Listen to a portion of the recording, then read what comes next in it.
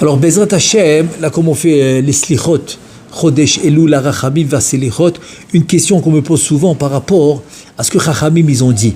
On a des passages dans les slichot, des passages en araméen, et là, ils nous ont dit que ces passages-là, on peut les faire seulement si on est dans un minyan. C'est-à-dire, si on fait les slichot dans le minyan, on peut dire les passages en araméen, comme par exemple le passage Maché ou Masé, Marana de Bishmaya, Rahamana, même qui fait partie des passages où il y a les 22 lettres de l'alphabet. Rahamana, il est en araméen.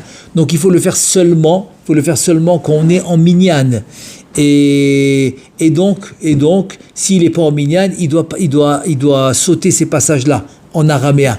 Il peut les dire en hébreu. S'il les traduit, il peut les dire en hébreu. Par exemple, Mahé ou Masé, il peut le traduire. Mahé, c'est efface. Masé, c'est guéris-nous. Donc il peut traduire tout le passage. Marade Bishmaya, c'est Akadosh Baruch Hu. Rahamana aussi, c'est Akadosh Baruch Hu. Toutes les demandes sont en araméen. On peut les traduire en hébreu. Ça, c'est sûr qu'on peut le dire en hébreu. Maintenant, la question, elle se pose. Si je suis dans le minyan, mais je ne suis pas avec le chazan, mais je suis dans le minyan, eux, ils ont déjà fait le passage en araméen, et je veux le dire moi maintenant, parce que je n'ai pas pu le dire avec eux, et je suis dans le minyan, je peux. Tant qu'il y a un minyan dans la pièce, et ils sont en train de dire les passages en araméen, même que si j'étais tout seul, je ne pouvais pas le faire. Mais là, comme il y a un minyan, je peux les faire. Donc, je ne suis pas obligé de le faire en même temps qu'eux. C'est ça que ça veut dire. Par contre, le vaya avor, que ça aussi, c'est d'avoir chez Big Doucha, que j'ai obligé d'avoir un minyan, ça c'est différent. Je suis obligé de le faire en même temps que le minyan.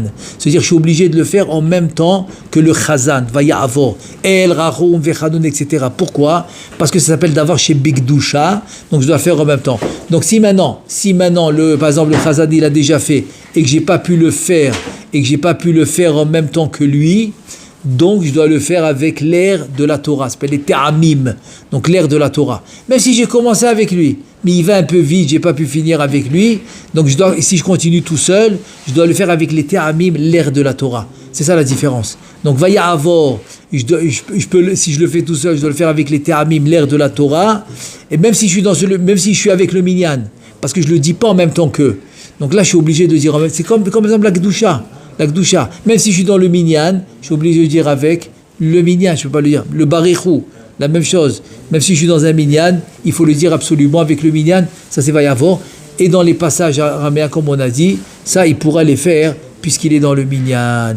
Bezat Hashem, Shana Tova, Umvorechet, Ktiva, Vechatima Tova, Amen, Ve Amen.